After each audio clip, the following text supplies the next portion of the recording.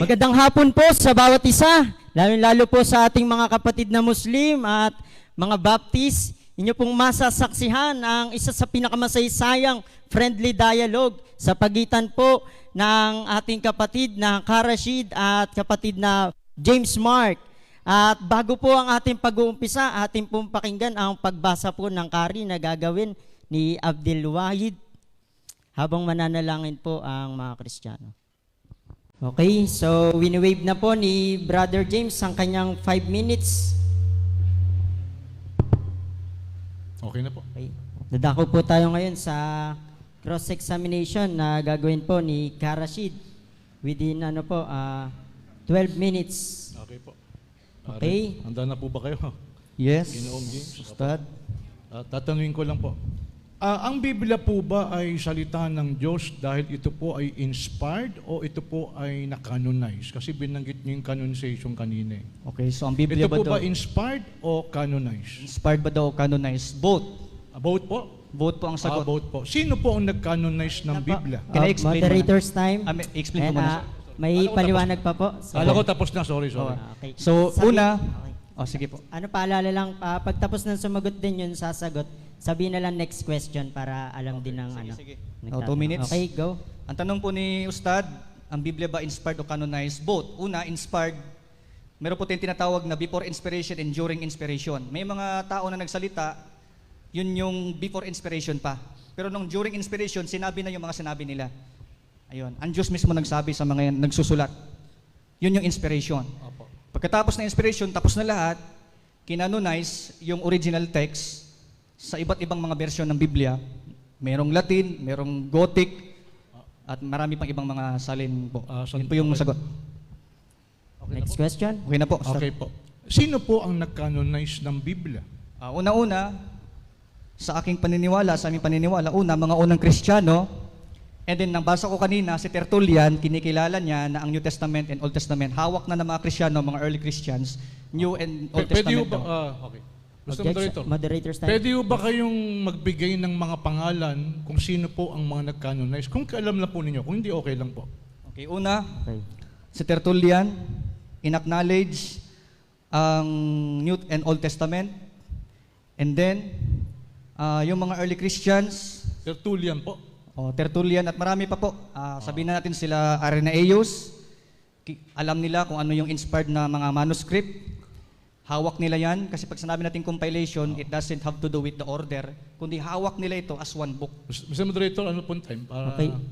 May 2 minutes pa po 2 siyang minutes po. Okay pagsagot. po. Kaya Okay po. ano po, Okay po. tuloy-tuloy lang. Kailan po natapos o nabuo po ang canonization? Kung alam niyo po ang First history. century. First century po. First century. Meron po, Maliwanag meron po po. ba kayong mababasa dyan? Wait lang po, Meron po. moderator's Okay, time. Isa-isang tanong lang po ang pagtatanong Rapid question. at antayin po muna Okay natin lang po. sasagutin. Ang tatanong ko, yung unang Mr. tanong. Moderator, kailan po natapos na kompleto yung canonization? Kung alam niya po history. Sabi niya first century. Ang tanong ko po, meron po ba kayong mababasa dyan na batayan? Yun lang naman po. Meron po. Ano po Allow yun? me to address that point. Sige, Okay. sagot. Pag sinabi natin canonization, it doesn't have to do with the order, kundi yung mga inspired writings, hawak nila sa isang aklat. Ngayon, kinilala po ng mga early Christians ito, hawak na nila ito, Old Testament and New Testament. Marami akong pwedeng basahin, pero 2 minutes lang kasi. Irenaeus, Ignatius, Opo. Tertullian, alam nila ang mga Old and New Testament manuscript, kinukot nila yan, umiikot na yan sa buong kakristyanuhan during that century. First century po. sabi Wala niya. pa po si Constantine, wala pa po si Athanasius, yung sinasabing katoliko daw. Wala pa po silang meron ng Biblia, umiikot na po. Kompleto po. First century po. First century po. Okay. Sabi ho ninyo, ang mga author po ay inspired. Ano po? Si Lucas po ba ay nagsabing inspired po siya? Sino po? Si Lucas po. Yung sumulat po ng Lucas. Opo, inspired. Dahil Pwede ho una-una, ba niyo mabasa kung saan po nakalagay na? yung Kung meron sinabi, lang po. Okay. Meron Okay. po bang sinabi si Lucas, doon po sa particular ng chapter ng Lucas, na siya po ay inspired? meron po. Siyempre, Pwede ho bang pakibasa lang kung meron? Kung wala, okay lang po. Okay, paalala lang po ulit. Pakitapos na po yung yung question. Opo. Tapos Opo. bago po sasagot si Brother James. Okay. so ang tanong niya kasi inspired. Binasa na natin kanina. Hayaan mo ko sa sagot ko, ha? Sa 2 Timothy chapter 3:16, lahat doon ng kasulatan inspired. Kasama ba yung kanyang sulat doon? Kasama. Apo. O, kasi Bibliang binabatay ko eh. Okay lang, Mr. Moderator? Oo, okay lang. Para maging malinaw lang po, kaya Okay, masagot kayo sige. hindi. Ang Moderator's tanong ko time. po ay sa Lucas, wala po sa sulat ni Pablo. Sinabi po ba ni Lucas na siya po ay inspired Kasama o po. hindi? Kasama nga po, kasi nga po, Objection. Okay. Okay. all scripture is given by sige. inspiration of God. Kasama ba yung kanyang kasulatan doon? Kasama. Apo. So, ibig sabihin, yung Holy Spirit mismo Apo. ang nag-inspire sa kanya na sinulat niya lahat ng pinasulat ng Diyos sa kanya. Okay na po. So malinaw naman sa Biblia tayo, wag isang talata, Ustad. Okay, next question. Okay, next question po. Binasa niyo po ikalawang Timoteo 3:16. Ano po? Sabi niyo all scriptures. Ano po? Yung po bang sinulat ni Pablo, yung talatang yon, buo na po ba yung New Testament o hindi pa? Buo na. Buo na po. Buo na po. Meron po Liwanag. ba kayong mababasa Wait na na buo na po ang New Testament noon? Okay. Opo. Opo. Ano Ano ba? basahin ko. lang po, paalala lang po ulit. Yun ba? Historical kasi to eh. Apo, Kung bali- meron, pakibasa po. Kung wala, okay lang. Okay, sige. Salamat po sa wag tanong. mo nang sasagot si Bro James kasi baka parang may tuloy-tuloy na na question si Karashid. Kaya aantayin lang muna matapos yung questioning bago yung answering. Okay, sige, sagot na. Nakuha na ang tanong. Within Salamat 2 po, minutes, Ustad, sa go. tanong. Ang tanong po ng ating butihin na Ustad, kung kompleto na ba ang New and Old Testament? Opo. Ito nakalagay dito. The whole Bible was given to us by God. Lolo? The whole Bible po, Ustad, ibig sabihin, buo na ang New Testament and Old Testament. Kailan po? Anong date? Ito po, sa panahon pa lang ng early Christians, sa panahon pa lang nila Paul, sa panahon pa lang ng mga early Christians. Mr. Moderator, meron pa ho, no? Objection? Meron pa ho? May time pa? Opo. Opo, sige po. Within 2 minutes po, maximum ang pagsagot, Sige po. explanation. Opo, Kaya, sige. sabihin lang, Sige, next basta question, tanong ka po. pagtapos na. Hindi ba? Kailan po sinulat ni Pablo yung ikalawang Timoteo? Anong date po? Kung alam nyo lang. Nasa mga around 40 to 60 AD. 40 to 60 AD. Oo, nandyan. Opo. Noon ho bang 40 to 60 AD, kompleto na ho ba yung Bible o hindi pa? Ay, kumpleto na kasi unang-una, Okay. narinig na yan, naituro na nila yan. Ibig sabihin, hawak na ng mga apostol naturo na po. ang pagtuturo ng Biblia kasi silang nakakaalam yan eh. Ngayon, Opo. isinulat nila Opo. sa iba't ibang mga Meron po kayong mababasang historical book na kumpleto na po ang Bible, lalo na yung New Testament, nung 40 AD. Meron po ba kayong mababasa o wala? ay, Ustad, ang ating sagot dyan, malinaw na. Automatic na, ibig sabihin. Wait lang po, Ibig sabihin- moderator's time. Okay. Tingnan mo na. Tapusin po muna natin yung pagsagot. Yan. O kasi, Hindi, maganda yung tanong mo eh. Sinasangayunan ko naman siya. Ibig sabihin, Okay, salamat. para maging matik na, ibig Apo. sabihin. Ayun. Bale, ano lang, ganito, baba lang yung mic ng halimbawa, pagtapos Basahin natin magtanong. na kumpleto na ba daw, may historical. Okay. Apo. Ang Biblia po, Go. hindi lang po ito salita ng Diyos, may historical sense din po ito, Ustad. The whole Bible was given to us by God. Ayun, malinaw na wala pa si Athanasius na sinasabing sila daw nagsulat. Opo. Meron ng whole Bible, Opo. New Isa and na Old lang. Testament. Maski sa Greek, mababasa natin siya, Okay. New and Old Testament. Mr. James, ito po. Next question. Ano pong aklat sa bagong tipan ang pinakamatanda? Kung alam lang po ninyo. According sa mga scholars, ang Book of Job. Big book, hindi po sa New Testament po. New Testament ba? Opo. Okay, 2 minutes po na maximum Kung alam niyo lang, kung hindi, okay lang. Ano kasi yan, may mga magkasabay sinulat, may mga hindi, yung mga magkasabay po dyan, mga epistles, magkasabay sa gospels, may mga ilang gospels na magkasabay sa epistles. Opo. Ano pong chapter? Regardless po kung ano po yung dating nila, malinaw sa first century pa lang, sa loob ng century na yan, natapos Tulungan na. ko na, Mr. Moderator, tulungan ko si Okay, James. Magtanong lang po kayo, Ustad, sorry po. Tulungan ko na. Okay, Tanong lang po kayo. Hindi po ba, objection? siguro sa pag-aaral nyo sa Bible, hindi po ba ang pinakamatanda sa New Testament ay ang sulat ni Pablo sa Galacia? Wala naman tayong problema po kung Opo. Ngayon, ang tanong ko.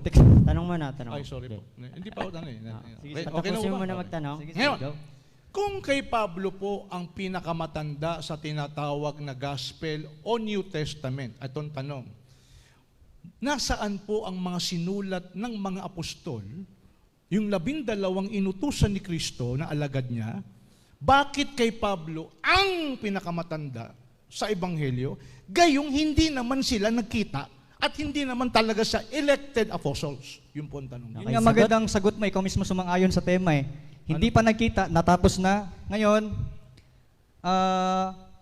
regardless kung ano yung tanda, kasi nga sa panahon na yan, magkaiba ang nature ng manuscript. Merong maaring bago sa panahon na yon, pero mabilis magluma dahil sa panahon. Okay. Ngayon, ang Sinabi sagot ni doon, regardless kung ano yung nauna, lahat ng yan, nasa loob ng first century, natapos na yan, Per nasulat century na po. yan. Tandaan po Oo. niyo, per century. Per century. Sige po.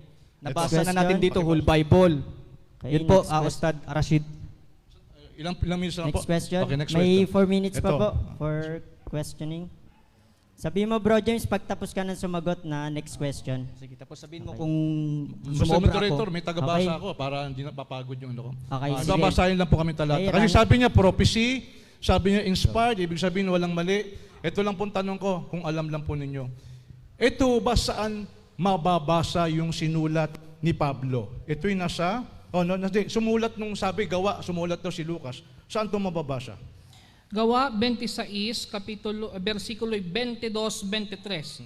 Nang aking tamuhin ang tulong na mula sa Diyos, ay nananatili ako hanggang sa araw na ito na nagpapatotoo sa maliit at gayon din sa malalaki, na wala akong sinasabing anumang kundi ang sinasabi ng mga propeta at ni Moses na mangyayari, kung paano ang Kristo ay kailangang maghirap at kung paano nga siya muna sa pamamagitan ng pagkabuhay na magmuli ng mga patay ay matatanyag ng ilaw sa bayan at gayon din sa mga hintil. Sabi ni Pablo, Mr. Moderator, sabi ni Pablo, ayon sa sumulat ng gawa, ang kanyang sinabi, sabi raw ni Moises at ng mga propeta, ang Kristo, ang Mesaya, ay mamamatay at mabubuhay na magmuli. Ito pong tanong, saan po sinabi ni Moises ng Mesaya ay mamamatay? Okay, sagot? Meron po ba o wala? Kung meron, madali anong lang po. talata? Kung wala, okay lang. Okay, Okay, Messiah sige, daw sagot. mamamatay. 2 minutes, sige, sagot. ano mo. Si Moises po ang nagsabi, kasi sabi niya, Moises eh. Oo, ang ibig sabihin po dyan, yung Messiah kasi sa Hebrew, YSWH. Pag tinignan mo yung lexicon ng Briggs Lexicon, wag mo na. Okay, Pag binasa mo ang sumasagot Briggs po, Lexicon ng tuloy. YSWH, nakalagay po dito sa Greek, yan po ay applied sa Messiah. Ibig sabihin, ang Messiah, darating nga daw kasi irerepresenta niya yung mga Old Testament na mga offering. Siya ang nagre-represent noon. Ibig sabihin, darating ang Messiah, Mr. Moderator. i-represent na mamamatay dahil doon sa offering. Linawin ko lang, Mr. Yun po yung Moderator. prophecy. Okay, Yung pong sabi niyo, Objection? ang Misaya po, yung Yahweh, tama po ba? Opo, mayroon po tayong mababasa dito. Ay, yung Misaya, Yahweh? Opo, sa Hebrew Briggs Ibig mo Lexicon. sabihin, sinabi ni Pablo, si Yahweh ay mamamatay? Mali, mali. Hindi, sabi niyo si Moses ay si Mali Yahweh. nga. Okay, Nililinaw ko lang po. wait Mali lang nga po, pagkaintindi moderator's niyo. time. Ito po tanong ko, ito po Pakilinaw po ng tanong, Ito po tapos tanong ko. ano rin, antayin Sabi mo ni ng sagot. Pablo, anong talata? Sabi ni Pablo, ang Kristo ay mamamatay, sabi ni Moises. Ang tanong ko, saan po sinabi ni Moises na ang Kristo ay mamamatay at mabubuhay na magmuli? Ang sagot niya, ang Kristo daw ay Yahweh. Ngayon ang tanong ko, ang Tanong, ibig mong sabihin, yung Yahweh, yung tunay na Diyos, ang mamamatay at pahirapan? Sasagot na ako. Mr. Moderator, opo. May Okay na sagot ako. within 2 minutes. Una, mali ang pagkaintindi ng ating kapatid, mali ang kanyang theological perspective. Hindi, kaya hindi nililinaw paniwala. ko eh. Teka muna, nga. Moderator's Hindi namin time, paniwala yung sinasabi mo sumasagot. na matay ang Diyos. Ibig sabihin, yung katawan ni Kristo ang pinako, hindi yung pagka-Diyos. Ngayon, si Kristo, nirepresenta niya ang title ng Diyos. Ibig sabihin doon, Okay lang. yung identity niya, Diyos. Okay. Pero yung pinatay, hindi yung Diyos, kundi yung katawan niya. O, sige Malinaw na. naman po yan sa Sige. 1 Peter O, chapter sige. 3:18, Okay. ang namatay ay katawan. Okay, ganito. Okay, Kay katawan, next question. kay sino pa namatay, kay sino pa yan? Etong tanong ko. Last Saan question. po mababasa na sinabi ni Moises, ang Kristo mamamatay? Saan po? Meron po ba o wala? Meron nga po kasi yun Anong po talata? meron nga po kasi yun yung hula na ang mga offering nagsisimbolo kay Kristo sa Book of Hebrews chapter 5 na yung mga hula doon ng mga offering ng mga hayop sumisimbolo sa misayang darating sa katawan, iaalay yung katawan, hindi yung Diyos ang inalay. Mr. Moderator. Mali po ang pagkaintindi ni Mr. Ustad. Moderator. May time pa po. Opo. Okay. Pwede ba akong mag-request? pwede ho bang mabasa nyo yung talata na yung Kristo mamamatay ayon kay Moises? Okay, yun po yun Hindi ko sa request po iniipit ni, O kung meron, sabi niya meron. Request Kung wala ni naman, wala sanang problema eh, di po ba? Karashid. Okay, may counter objection po, Brother James. Ang sagot nga namin, si Moses mismo nagsabi na merong prophet na darating, Deuteronomy 18:18 to 19 to 20. Merong propetang darating kagaya ko na siya Israelita. Natupad yun sa New Testament, si Pedro nagsabi na yun ay patungkol kay Kristo dumating Misayas. Yun yung sinasabi doon Okay. na siya yung magre-representa sa mga alay. Okay, sige. Pagdating sa New Testament, Meron pa? katuparan yun. Meron pa? Okay, yun Malinaw ang sagot. Yun din po yung counter niya. Yun Mr. po talaga Moderator. yung sagot niya, Karashid. Okay, Kaya, alam po. mo, hindi ko siya So, iniipit eh. Oo. Bale, last question na po Last ito. question, And ito, last answer within 1 minute. Ito, maglalambing ako kay James ha. Oo, parang anak ko na to eh. Okay? James, maglalambing ako sa'yo. Total, ikaw may sabi. Yeah. May showdown. Pero hindi to para sa'yo, para sa akin. Sige lang. Binasa mo yung Deuteronomy 18:18. Doon po ba sa Deuteronomy 18:18, sinabi po ba ni Moises doon, ang Kristo mamamatay? Kapag may nabasa ka ang Kristo mamamatay sa Deuteronomy 18:18, uwi na tayo! Uwi na tayo! Uwi na tayo! Talo na ako! Uwi Ay, na ganito tayo! sagot, hindi ko naman kayo pinapauwi eh. Debate nga to eh. So, moderator, So, yun po pag yung may tanong. nabasa sa Deuteronomy 18:18, namatay ang Kristo, umuwi ka na, uwi na ako, uwi na tayo! Okay, so yun po yung challenge question. Pwede Brother kang- James, tanggapin niyo po ba yun? Papauwi niyo na po ba si... Pwede na siyang umuwi. Okay, sige, bigyan natin ng pagkakataon sumagot sa questions, challenge question. Yung pong kanyang style po, mga kababayan, unmisericordiam po ang tawag dyan. Ibig sabihin, hindi niya naintindihan ang theology ng Biblia in short. Kaya nga in-explain natin sa kanya eh. Kasi nga, Sumasagot. Opo. Meron bang sinabi si Moises ang Kristo mamamatay? Sabi niya meron. Deuteronomy 18:18. Paano nga? Doon sa Deuteronomy 18:18, sinabi ni Moises, ang Kristo mamamatay. Pag nabasa mo ang Kristo mamamatay, uwi na ako sa Project 7. makinig ka lang muna. Makinig ka lang muna para sa debate. Tahimikan lang muna. Makinig ka lang muna kasi i-explain namin sa'yo ang meaning.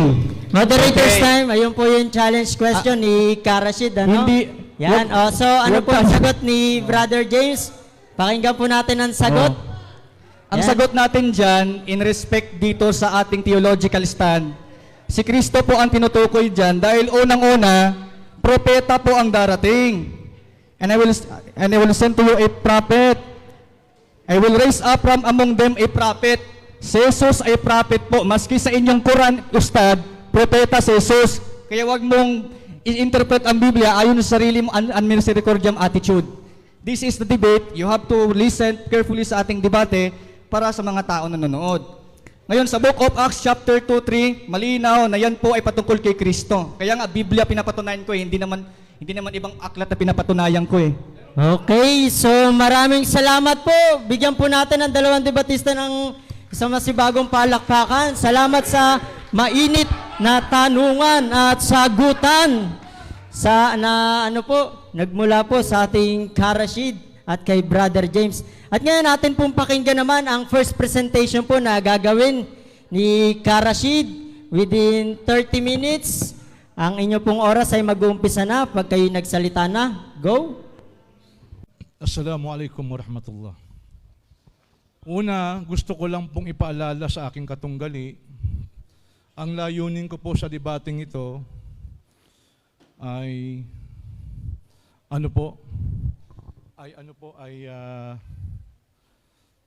turuan po ng leksyon yung ating kababayan. Ano po? Lambing lang naman. Di ko naman siya inaaway. Dawahan na rin natin yung ating kababayan. Ano po? Kung maniwala siya kaya hindi. Opo. Ngayon, bago ko i-presenta yung Quran, gusto ko lang pong ipaalam sa kanya yung mga sinabi ho niya. Sabi niya, ang author daw ng Biblia, kilala. Ito challenge ko sa kanya. Meron kaya siyang mababasa sa mga scholar ngayon na yung Genesis, si Moises ang may author? Punta tayo sa New Testament. Meron po akong libro dito. Ito po ay kay Bruce Metzger, The Oxford Companion of the Bible. Marami na po, unanimous na po ang scholar na yung four gospel, Matthew, Mark, Luke, and John, unknown ang author. Nalulungkot po ako. Iho. Nasa lata ka pa lang ng gatas, nilecture ko na itong mga bagay na to.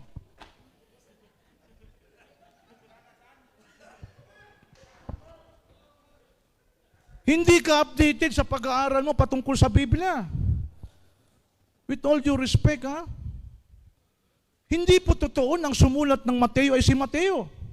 Ang sumulat ng Marcos ay si Marcos. I challenge you, pag pinabasa mo sa akin yan, pababasa ko sa iyo. Bruce Metzger. Ano pa? Ano yung canonization natin dyan? Pakikita nga. Dito, the canon of the scriptures. Ha? Kahit ito po, Y27, hindi po naniniwala na yung four gospel ay sulat ni Mateo. And for your information, even the 6 letters of Paul, pseudo Paul, hindi po si Pablo ang may sulat. Natutunan nyo ngayon sa Muslim. Ang Ephesians, hindi sulat ni Pablo. Ang ikalawang Thessalonica, hindi sulat ni Pablo. Sana ma-update ka. Nalulungkot tuloy ako eh. Kasi doon mo sinimulan. Tama mo, kanina nag-CR na ako eh. Natok na ako eh. Gusto ko magkape. Totoo lang. With all due respect. Ngayon, gusto ko sanang ipresenta ang Quran. Wala siyang sinabi sa Quran. At nirespeto natin, respetuhin natin si kapatid. Tama yung sinabi niya kanina, no? We do respect Brother James, and we do respect yung mga kababayan natin Baptist. Gusto natin mapalagay kayo na kapag si Karasit ang kadebate nyo, you are safe. Alhamdulillah, inshallah ta'ala. Ngayon, ikumpara natin ang Quran sa Biblia. Meron ba kayong narinig sa kanya na mula kay Jesus Christ? New Testament muna tayo. Mula kay Jesus Christ, pagkatapos inutusan niya yung mga apostol, pagkatapos yung sanad, yung chain of narration ay nagpatuloy. Hindi po eh. Inamin niya, ang pinakamatanda sa mga gospel ay yung sulat ni Pablo. Ang tanong, bakit kay Pablo? Nasaan yung 12 apostol na inutusan ni Kristo na mangaral sa Israel? Asan ang sinulat nila? Wala. At ang pinakamatanda, yung sa Galacia, pagkatapos mas matanda pa sa Mateo, sa Marcos, which is written 60 to 65 AC, pagkatapos kay Mateo, 70 to 75, pagkatapos kay Lucas, 80 to 85, ang masaklap kay John, sinulat po 90 to 100 after Christ. Dekada na wala na si Jesus sa lupa. May nagsulat ng mga author labas sa Jerusalem. May prueba ko dito. Sa Roma sinulat.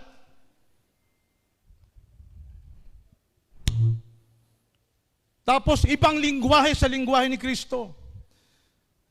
Hindi mismo eyewitness sa mga kaganapan, lalo na sa the so-called crucifixions and resurrections of Christ.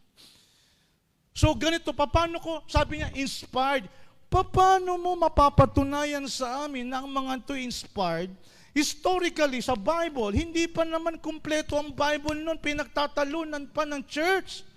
At kahit anong tanggi mo na yun ay Catholic Church, binanggit mo yung mga church father na siya namang church father ng Katoliko, hindi naman church father ng Baptist yun eh. Tinanong ko siya, kailan nabuo yung canonization, kailan natapos? Ang sabi niya, 1 century. Wala po siyang evidence eh. Hindi po siya. Nasa debate ka, James. Dapat napapatunayan mo.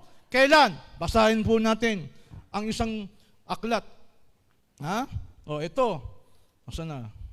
O, yung, what do you know about the Bible? O, saan napunta yun?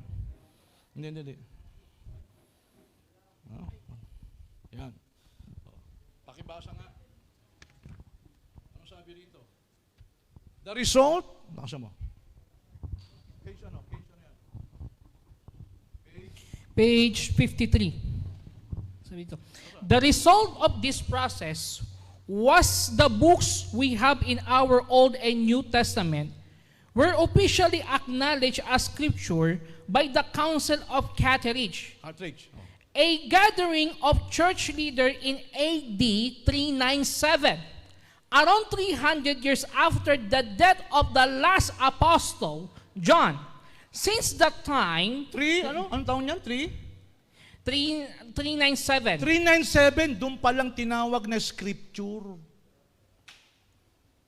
At doon nabuo ang New Testament, doon natapos yung canon, at hindi pa natatapos dyan. Actually, yung Hebrew, pinagtatalunan pa, siglo-siglo, kung ito nga ay isasama o hindi. Kaya nga si Martin Luther, ayaw ng Hebrew eh. Kasi hindi na pwede patawarin pa yung nagkasala ayon sa sumulat ng Hebreo, kaya ayaw ni Martin Luther yan eh. In other words, ang process, napakasaklap. And to quote you one book, again, mamaya, pag nagtanong siya, napakarami pong proseso, kaya nga tinatanong natin siya, ang Biblia ba'y salita ng Diyos dahil inspired o canonized? Kung inspired yan, bakit kailangan pa i-canonize? Kinanonize ng mga church father para malaman kung sino yung otoridad. Tatanggapin nilang bilang salita ng Diyos kuno. And mind you, again, historical.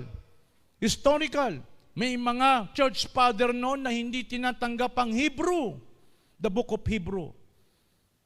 Pinagtanggol yan ng isang bishop para sabihin ng Hebrew ay salita, isama rin salita ng Diyos. Yan po historical. Marami akong libro kung naman pamapansin po ninyo eh.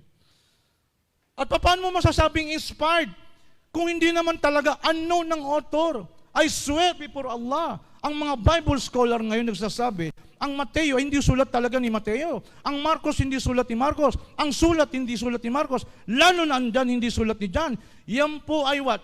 Pineke, nilagay lang. At ang may responsible dyan si Irenaeus. Sapagkat pinagtanggol niya kung paano may 4 na sulok ang daigdig, gayon din naman may dapat na 4 gospels. Ay, ilang oras na? Okay, maraming salamat. O ngayon, tinanong ko sa kanya, sinabi ba ni Lucas, inspired siya? Ang binasa niya ulit, yung sinabi ni Pablo, matik na raw. Pakibasa nga, yung Lucas 1, sinabi ba ng sumulat ng Lucas siya inspired kung bakit siya sumulat? Sinusulat ko ito kasi kinasiyan ako ng Diyos. Basa!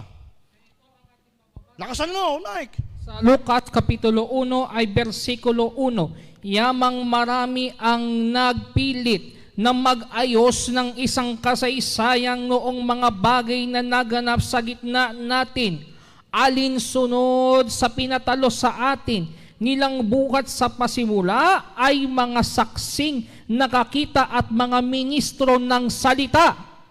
At minagaling ko naman ang pagsiyasat na lubos na pangyayari. Dali. Minagaling ko naman ang pagsiyasat, nag-research lang pala. Hindi diniktahan ng Diyos, hindi binulugan ng Espiritu Santo. Hindi. Nagsiyasat. Ano nagsiyasat? Nag-research. Nag-Google, katulad ni James. Nagsiyasat tuloy. Ng mga bagay mula ng una na isulat ang iyong sunod-sunod, kagalang-galang na Teopilo. Sinulat niya ang the so-called Gospel of Lucas para kay Teopilo. Nagsiyasat ako. Ngayon sinusulat ko sa iyo kagalang-galang Teopilo. Eto tanong. Pag nasabi mo sa amin kung sino si Teopilo, uwi na rin tayo lahat. Ano yan? Hindi kilala yung Teopilo na yan. Maniwala kayo sa akin. Maliban na lang kung mag-invento siya. No. Hindi naman siya mahikero eh. Nasa Osamis yung mahikero eh. Alam niyo na kung sino yun. Ha? Okay. O, di ba? Do hindi inspired? O ngayon, nagbanggit siya ng prophecy. Pumunta ako sa prophecy. Basahin mo muna yung sinabi ni Kristo sa Lucas. Ganito ang ating mababasa sa Lucas, Kapitulo ay 18, ang mga talata ay 31, ganito ang ating mababasa. At Isinama niyang ng bukod ang 12 at sa kanila'y nasabi, narito, nagsisiahon tayo sa Jerusalem at ang lahat ng mga bagay na isinulat ng mga propeta ay magaganap sa anak ng tao. 32. Sapagkat siya'y ibibigay sa mga hintil at siya'y aalimurahin at duduwagin at luluruan. At 33, at kanilang papaluin at papatayin siya, at sa ikatlong araw ay muling magbabangon siya. Sino nagsabi? Si Jesus. Ang tanong ko, James, saan mo mababasa yan na sinabi ng mga propeta? Na ang anak ng tao, tandaan mo ha, ang anak ng tao, kasi yung anak ng tao sa Daniel, hindi ganun eh. Ang anak ng tao ay what? Bubugbugin, duduraan, ibibigay sa mga hintil, bubugbugin, parurusahan, ipapako, mapatayin, at babangon after 3 days. Pag may nabasa ka, uwi na rin tayo. Bakit ko sinasabi mga bagay nito? Mali yan. Hindi totoo. Kaya kanina, sinabi ni Pablo, pakibasa mo yung kay Pablo ulit. Ganito, Moderator, 15 minutes ha. Ano sabi ni Pablo? ito ang ating mababasa sa Gawa, Kapitulo 26, talataang 22 at 23. Nang aking tamuhin nga ang tulong na mula sa Diyos, ay nananatili ako hanggang sa araw na ito na nagpapatotoo sa maliit at gayon din sa malalaki, na wala akong sinasabing anumang kundi ang sinasabi ng mga propeta at ni Moses na mangyayari, kung paano na ang Kristo ay kailangang maghirap at kung paanong siya muna sa pamamagitan ng pagkabuhay na magmuli ng mga patay ay matatanyag ng ilaw sa bayan at gayon din sa mga hintil. Tinanong ko siya, saan sinabi ni Moses, mamamatay ang Kristo eh. Pahirapan ng Kristo. Deuteronomy 18:18. Kinabahan ako ng konti lang. Akala ko uwi na tayo eh. Wala naman nakalagay doon, mamamatay ang Kristo. So ito po, mga mali ng sumulat ng New Testament. Sasamantalayin ko na. Mamaya na ako sa Quran. Total, wala naman siyang pinisinta sa Quran. Okay ba? Oh, ito problema ko sa Bible, James. Pag ito na-solve mo, talo na ako. Talo lang. Wala namang problema. Kahit matalo mo, okay lang naman, di ba? Sabi sa Genesis, eto, basa James. Saan ba? Pala. Anong Genesis check? Oh. Genesis Kapitulo? Ang cute kasi ni James eh. Check. Anong Genesis? Mas gwapo pa rin sa akin ng 2 ligo. Chapter 1, verse 1. Hanggang Ganito ang ating mababasa sa Genesis Kapitulo 1, versikulo 1. Nang pasimula ay nilikha ng Diyos ang langit at lupa. tuloy. At ang lupa ay walang anyo at walang laman. At ang kadiliman ay sumasa ibabaw ng kalaliman at ng Espiritu ng Diyos ay sumasa ibabaw ng tubig. At sinabi ng Diyos, magkaroon ng liwanag at nagkaroon ng liwanag. Oh, listen. Tuloy, tingnan nyo ha. Sabi ng Diyos, noong una, wala pang anyo ang mga langit at lupa. Tama? Ibig sabihin tong earth, wala pang anyo. Pagkatapos, lumikha siya ng magkaroon ng liwanag. Di nagkaroon ng liwanag. Ano susunod? Ano nangyari sa liwanag? Basa. At nakita ng Diyos ang liwanag na mabuti at hiniwalay ng Diyos ang liwanag sa kadiliman. At tinawag ng Diyos ang liwanag na araw at tinawag niya ang kadilimang gabi at nagkahapon at nagkaumaga ang unang araw. Eto tanong James, anong klaseng liwanag yon? Hiniwalay daw ng Diyos yung liwanag sa kadiliman. Anong kadiliman? May madilim ba sa Diyos? Meron bang kadiliman para sa Diyos, Brother James? At anong klaseng liwanag na yon? Hiniwalay daw niya yung liwanag sa kadiliman. Yung liwanag, tinawag niyang umaga. Yung dilim, tinawag niyang gabi. Nagkaroon ng day and night. Paano nagkaroon ng day, umaga? Wala pang sun. Wala pang anyo yung earth. Kailan nalikha yung earth? Kailan nalikha yung sun? 14. At sinabi ng Diyos, magkaroon ng mga tanglaw sa kalawakan ng langit upang maghiwalay ng araw sa gabi at maging pinakatanda at pinakabahagi ng panahon ng mga araw at ng mga taon. Oh, kita mo? Tuloy. At maging pinakatanglaw sa kalawakan ng langit upang tumanglaw sa ibabaw ng lupa ng magkagayon. At lahat, tuloy. At nilikha ng Diyos ang dalawang malaking tanglaw. Ang malaking tanglaw ay upang mapuno sa araw at ang maliit na tanglaw ay upang mapuno sa gabi. Tuloy. Nilikha rin niya ang mga bituin Tuloy. at nilagay ng Diyos sa kalawakan ng langit upang tumanglaw sa ibabaw ng lupa Tuloy. at upang mapuno sa araw at sa gabi, upang maghiwalay ng liwanag sa kadiliman, at nakita ng Diyos napakabuti. Ano na naman tong hiwala yung blues na to? Nagkaroon na naman ng umaga at gabi. Kaya itong tanong ko sa'yo, anong liwanag yung nilika ng Diyos na nagkaroon ng umaga at gabi? 13 Alam minutes. natin sa siyensya sa panahon natin ngayon, bakit umaga ngayon, tanghali? Kasi yung pag-inog o pag-ikot ng earth around the sun. Tayo natatapatan ng sikat ng araw, kaya ngayon ay umaga. Yun ang tanong. Simple lang yun. Wala pang iba. Pangalawa, sa Genesis chapter 1, mas unang nilika ng Diyos ang hayop. Sa chapter 2, contradiction kagad. Mas unang nilika ng Diyos si Adan bago yung hayop. Oh, contradiction yan. Pangalawa, totoo ba to? Okay, ganito ang ating mababasa 12 minutes. Oh. sa Job. Ang kapitulo ay 9, kapitulo 8, versikulo 6, na siyang umuuga ng lupa sa kanyang kinaroroonan at ang mga haligi nito ay nayayanig. At sa Job, kapitulo 37, versikulo 18, mailalatag mo na ba na kasama niya ang langit na matibay na gaya ng isang salaming binubo? Ano raw ang earth? May haligi. Hindi foundation na haligi. Pillars. Ito haligi. Inuugaan ng Diyos yun, kaya lumilindol. May haligi bang earth? Ano raw ang impapawid? Sky? Ay salamin. Isang matigas na salamin. Totoo ba to, James? Aba, dapat sagutin mo to. Kasi kung totoong sinasabi mo, inspired. At saka, masingit ko lang. Mamaya Quran ako Inuna ko lang yung Bible Ilang minutes na lang ako? 11 minutes. Sandali. Bago ko sa Quran. Pakibasa mo nga yung 2:16. Sa ikalawang Timoteo 3:16.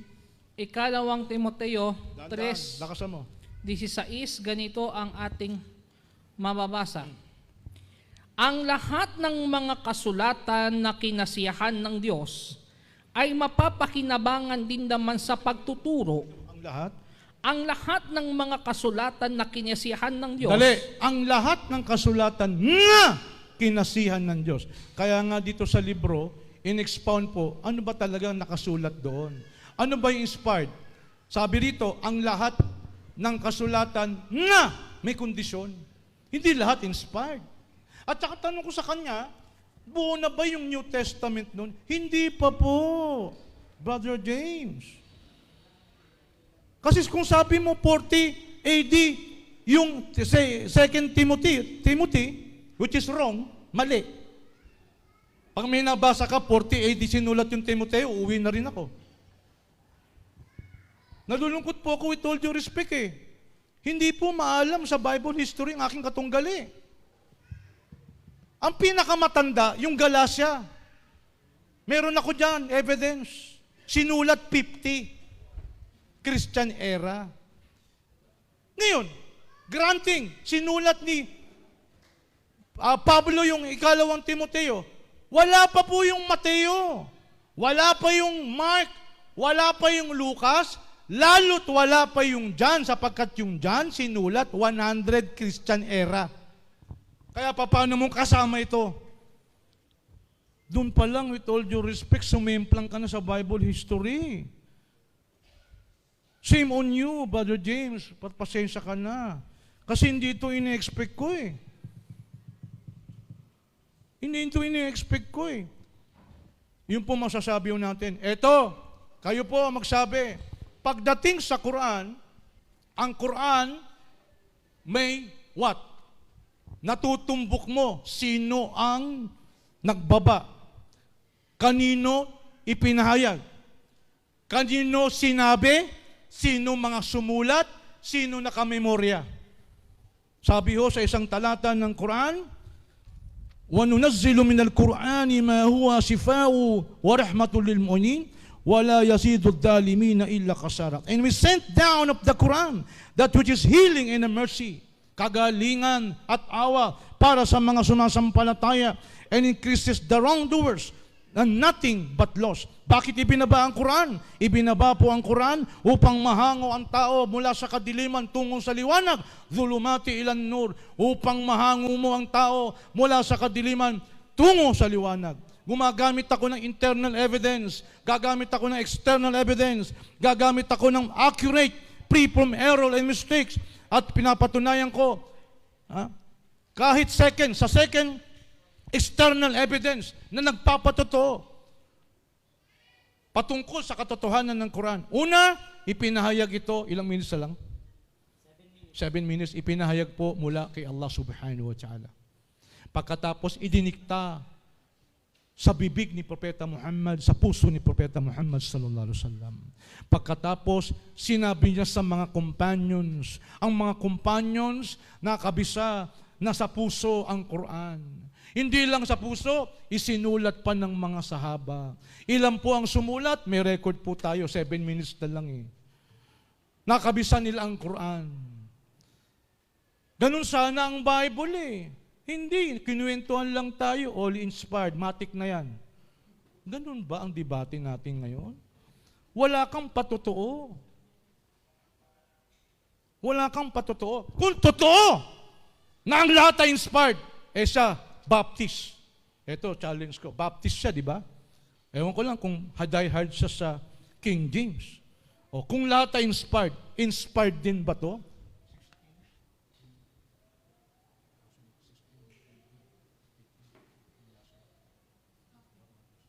Ito ba tinatanggap mong salita ng Diyos? Ganito ang ating mababasa sa Marcos Kapitulo 16, ang talata ay 17. At lalakip ang mga tandang ito sa mga magsisimpalataya at maglalabas sila ng mga demonyo sa aking pangalan na magsasalita sila ng mga bagong wika. Sila'y magsisihawak ng mga ahas at kung magsisiinom sila ng mga bagay na makakamatay, sa anong amang paraan ay hindi makakasama sa kanila. Ipapatong nila ang kanilang mga kamay sa mga may sakit at sila'y nagsisigaling. Pag umawak ng ahas, tuklawin, hindi mamamatay. Pag uminom ng lason, hindi mamamatay. Ito ba, naniniwala ka, inspired ito? Wala na sa Bible to. Ano pang wala sa Bible? 1 John chapter 5, verse 7. For there are three that be records in heaven, the Father, the Son, and the Holy Ghost, and these three are one. Nakalagay yan sa King James Version, sa New King James Version, sa lahat ng version, wala na. Kaya paano mo masasabi all are inspired by God? Natupad ba to, Brother James? Pakibasa mo nga yung sinabi ni Jesus Christ sa chapter 10, verse 23, 23. No, Mateo. Ganito ang ating mababasa Mateo. Mateo Kapitulo 10, ang mga talata ay isang talata ba yun? 23. 23. He's 23. Okay. Datapwat pagkat kayo ay pinag-usig sa isang bayang ito ay magsitakas kayo tungo sa kasunod na bayan. Sapagkat sa katotohanang sinasabi ko sa inyo, hindi ninyo matatapos libutin ang bayan ng Israel hanggang sa pumarito ang anak ng tao. Ito tatlo na challenge ko sa kanya. Pag ito napatunayan mong natupad, uuwi na ako, talo na ako. Laki ng opportunity mo, mataki mo, talunin mo si Karasid. So surrender na ako. Sabi ni Jesus Christ, taas mo yung pagbasa, chapter 10, verse 5. Inutusan niya mga alagad. Ilang minutes lang? 10:5. 4 minutes. Go. 10. Ang 12 ito'y sinugo ni Jesus at sila'y pinagbilinan na sinabi, huwag kayong magsitungo sa alingmang daan ng mga hintil at huwag kayong magsipasok sa alingmang bayan ng mga taga-Samaria. Kundi, bagkus magsiparoong kayo sa mga tupang nangangawaglit sa bahay ni Israel. Tandaan nyo, ito yung message ni Jesus Christ ayon sa sumulat ng Mateo. Hindi totoong kasama Pilipinas, kasama Amerikano. Hindi, ayaw niya sa Intel. Pinagpilinan niya 12 agad. Huwag kayong pupunta sa mga Samaritano, huwag kayong pupunta sa mga Hintil. Sa atin yun. Ayaw niya sa atin. Kundi sa mga nangawaglit na bayan ng tupa ng Israel lamang. Pagkatapos sa verse 23, basahin mo ulit. Verse 23, datapwat pagkat kayo pinag-uusig nila sa isang bayang ito, ay magsitakas kayo tungo sa kasunod na bayan, sapagkat sa katotohanang sinasabi ko sa inyo, hindi ninyo matatapos libutin ang mga bayan ng Israel hanggang sa pumarito na ang anak ng tao. Kailan natupad to, Brother James? Kailan? Sino anak ng tao? Granting siya anak ng tao. Dumating ba siya? Hindi. Sinabi niya sa alagad, hindi nyo matatapos libutin ng buong Israel, darating na ako, ang anak ng tao. Dumating ba? Patay na lahat yun eh. Hindi dumating eh. Paano yan? Unfulfilled prophecy ni Jesus Christ. Totoo ba yan? Hindi kami naniniwala na sinabi ni Jesus yan. Inspired ba yan? Yan ang malaking problema ni James. Tatandaan nyo to. Tatandaan nyo to. Pag nasagot niya yan, na yan ay natupad, uwi na tayo, magsi-uwi na tayo. Pangalawa, pag ito na-reconcile mo, Gawa 7:14. Mike. Sa Gawa, Kapitulo 7, versikulo ay 14. At nagsugo si Jose at pinaroonan sa kanya si Jacob, na kaniyang ama at ang lahat niyang kamag-anakan na 75 tao. At 15, at lumusong si Jacob sa Ehipto at namatay siya at ang mga magulang. Lumusong sa Ehipto, 16. At sila inilipat sa Sikem at inilagay sa libingan, binili ni Abraham sa mga anak ni Hamor sa Sikem sa halaga ng pilak. Eto, James, si Jacob daw nilibing sa Sikem. Patutunayan ko, mali yan. Hindi sa Sikem. Paano yan? Kung inspired talaga yan, bakit ganun ang sinulat niya? Sa Sikem, hindi aware sa mga nasa tanak na tinatawag. Pangatlong tanong, eto James, pagtandig mo, sabi mo lahat inspired. Eto, pag nasagot mo rin to, uuwi na rin ako. Ha? Kita mo ha? Yung kalidad nating dalawa, with all due respect sa'yo. Sa tatlong text, Samaritan Pentateuch, tama? Masoretic text, Septuagint, alin dyan ang salita ng Diyos? Lahat bang yan tinatanggap mo salita ng Diyos? Tatandaan nyo ha? Samaritan text, Pentateuch. Masoretic text, Old Testament yung dalawa.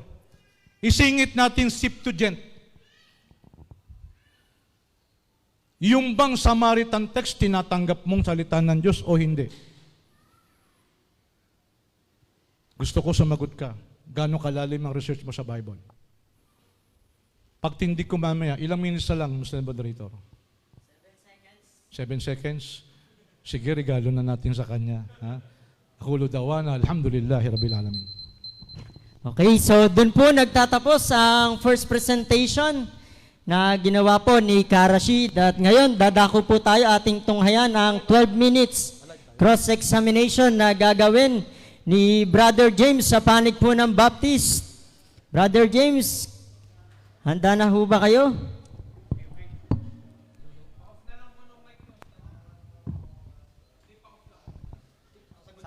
Sasagot po si ano? Okay. Lolo. Ayan o. Okay. Sige po. Atin pong tunghayan ang 12 minutes cross-examination. Brother James, mag-umpisa na po kayo sa inyong unang tanong.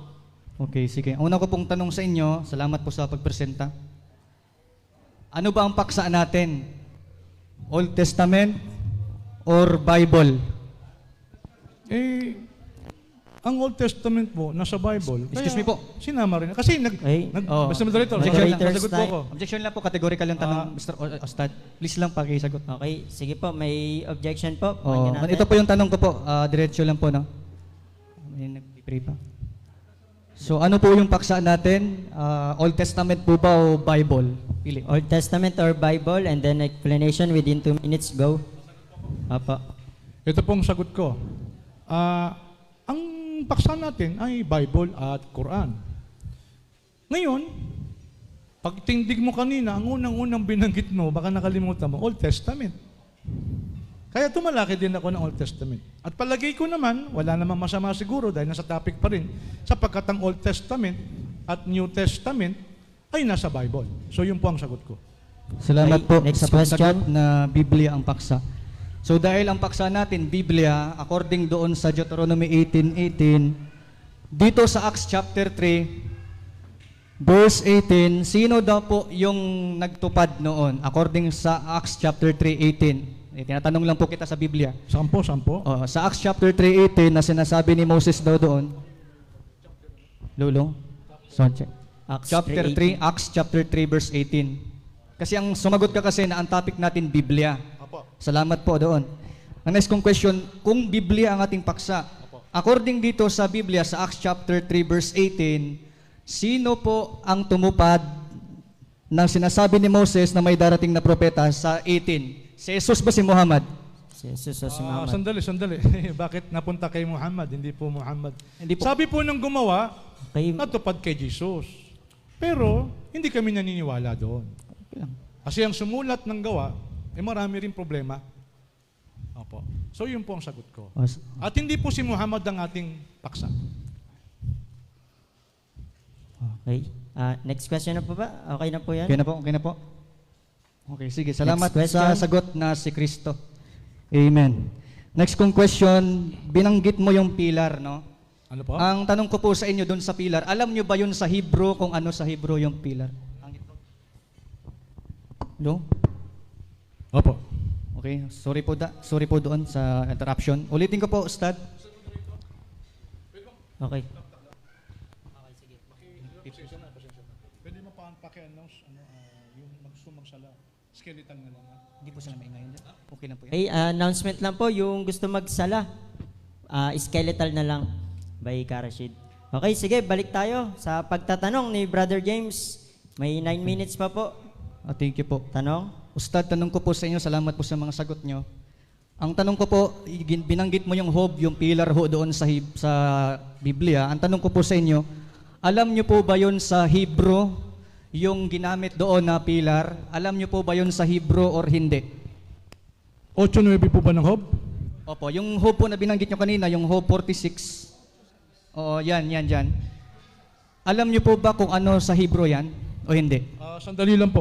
Sandali lang po. Okay, cut the time. Sandali lang daw. Okay. Ulitin ko po yung tanong? Okay. Ulitin ko po ba? Ayan, nakuha po yung tanong. Alam po ba yung pillar na ginamit sa Job? Yun ba yung tanong, Brother Okay. James? Ang tanong po ay, alam mo ba sa Hebrew yung salitang pillars? Oo. Babasahin ko po. Ang nakalagay po doon ay Amud.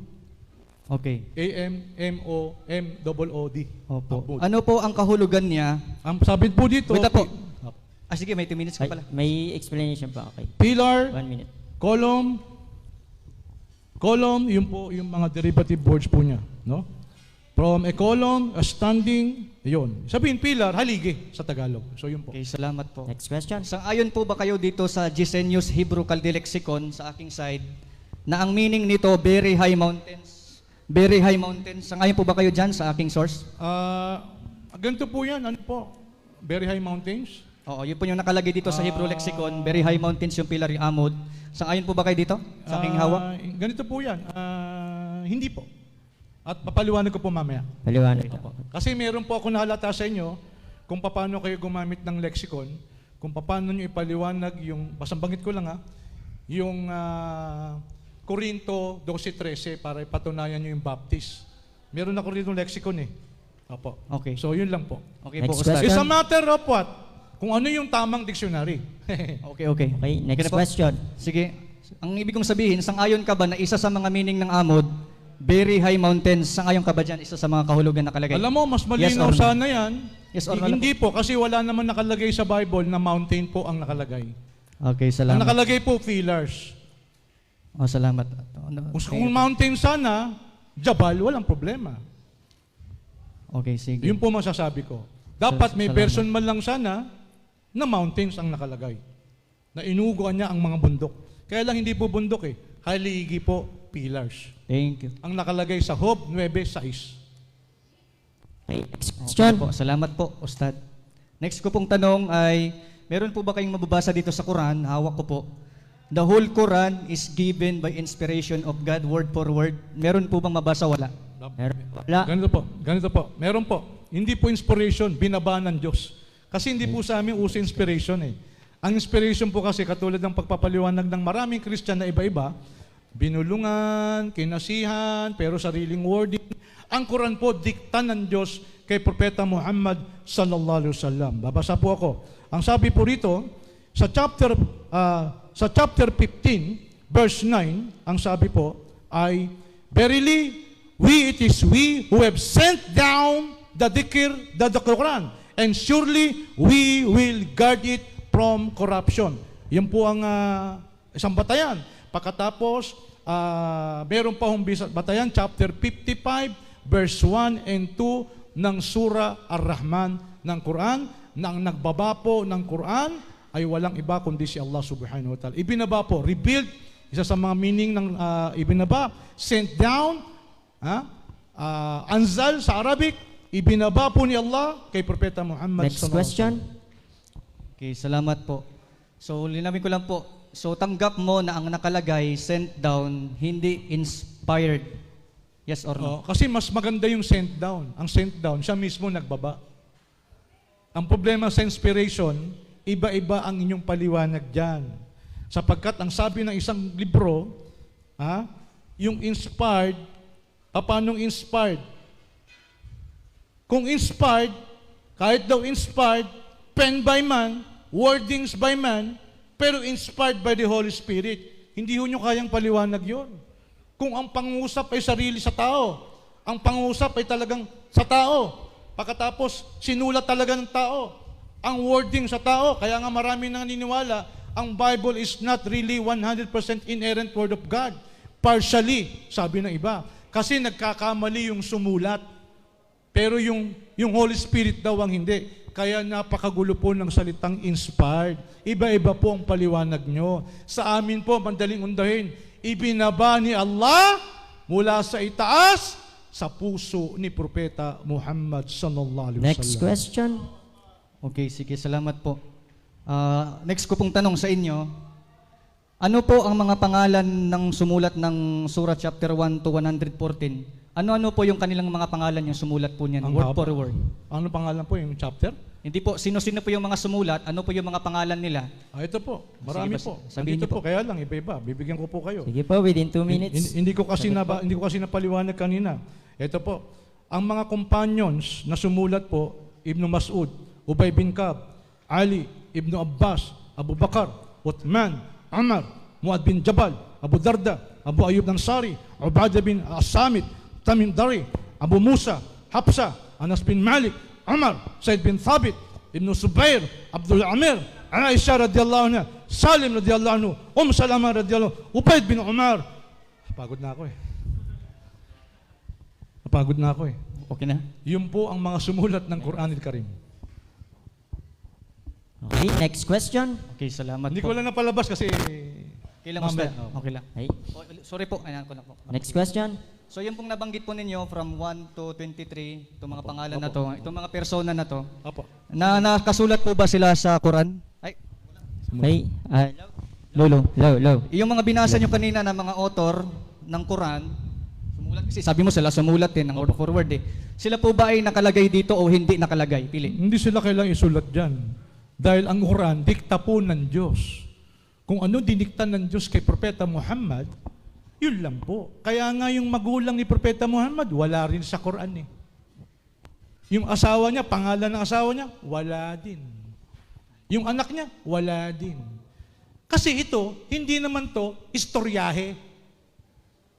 Ito ay revelation from Allah upang mahango ang tulad mo mula sa kadiliman tungo sa liwanag. Okay, Next salamat question. sa sagot. Thank you po.